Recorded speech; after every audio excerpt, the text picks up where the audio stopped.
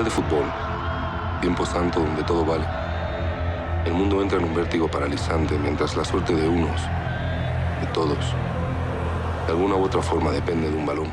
Gangbangers, angry loners and vengeful cops, take note. If you have a score to settle or a heist to pull, it might be worth doing it during the FIFA World Cup, when the eyes of the world are glued to the games. Everardo Gout's sinewy action thriller jumps back and forth between 3 successive tournaments, roaring down the alleys of Mexico City, up to no good. Yo soy esa hiena.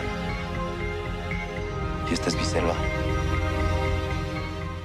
So, Peter, the time to set out all your grievances is during the World Cup. It's during the World Cup, yes. The title means the grace period that obtains in Mexico City during all World Cup tournaments, when the cops and the robbers are just too busy watching the football to do anything about their usual activities. And what the movie does is flashes backwards and forwards between the World Cups of 2002, 2006 and 2010. It's a little bit confusing It really sometimes. confused me. I mean, for me anyway, all football games look the same anyway.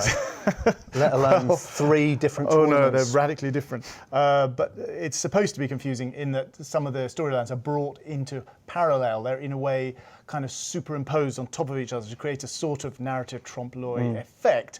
It can be a bit head-spinning and a little bit exasperating sometimes, but there's some cracking stuff in this. I mean, the opening shootout between the cops and the villains in the opening scene, it's absolutely gripping, shot as if you're really there in a real situation. It's sort of fantastic.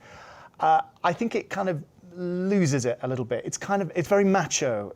I think it's very influenced by Elite Squad, the Brazilian film Elite Squad. A little less fetishizing of the lawman and their uniforms, because Elite Squad really went in for that. And this doesn't do it the same way. And there are a number of resemblances and indeed direct allusions to City of God. It's very much inspired by City of God, which is fair enough. And you can see the very explicit ways in which it's sort of structured around what it takes to be the City of God approach. Is it anything more than cynical favela tourism? Oh, I don't think so. I mean, that is the setting. And I also think that maybe Mexican directors have got good at making that kind of film, post City of God, that you have this, the yellow sheen and the racing through the favelas, and it's incredibly exciting and really well shot, this. I did come to it on the back of Heli, which was a film that was at Cannes this year, which was incredibly violent to the point where they showed genital mutilation and beheadings.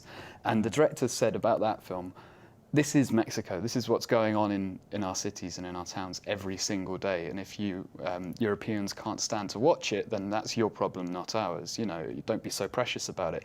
And this was strangely absent of that kind of violence. I think that's a kind of cynicism in of itself, in itself, though, isn't it? maybe. Because these films play well in the West because we think, God, they're like savages, aren't they? There might be an element of it, but then I think if watching this film with Heli in mind, I did think, is there a responsibility to actually show more blood, more violence? And I'm not often one that will call for more violence in films, but this film felt strangely superhero-like in that there were lots of bullets flying, not many people seemed to get hit, there wasn't much blood or consequence to a lot of the violence that was going on. Isn't this a problem for Mexican cinema in general, which is, on the one hand, separate from the US and Hollywood, and yet just proximity-wise, it's so close, so they're importing a lot of the tropes of the Hollywood action film. Yeah, they're kind of creating, I suppose, a new exploitation genre in a way. I think what Escalante did with Heli is he conveyed the idea of anger. It wasn't simply that it was violent, but he was angry about it because we are just letting it go over and over again, particularly their neighbours, the United States, who are buying all the cocaine.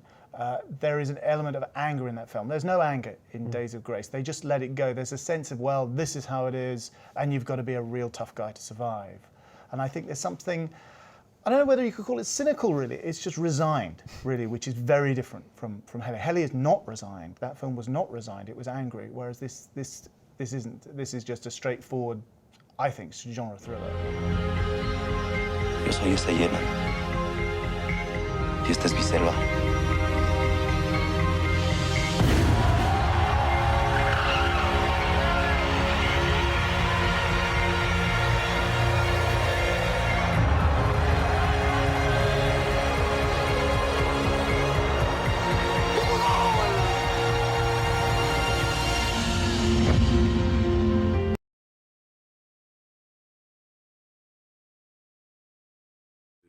You know, to fear and anxiety and pain. He seems so together now. The world is problematic, for him. And I think that, we can imagine it all. Mr. Grew, Agent Lucy Wilde of the Anti- I could pretty much excel at whatever I want.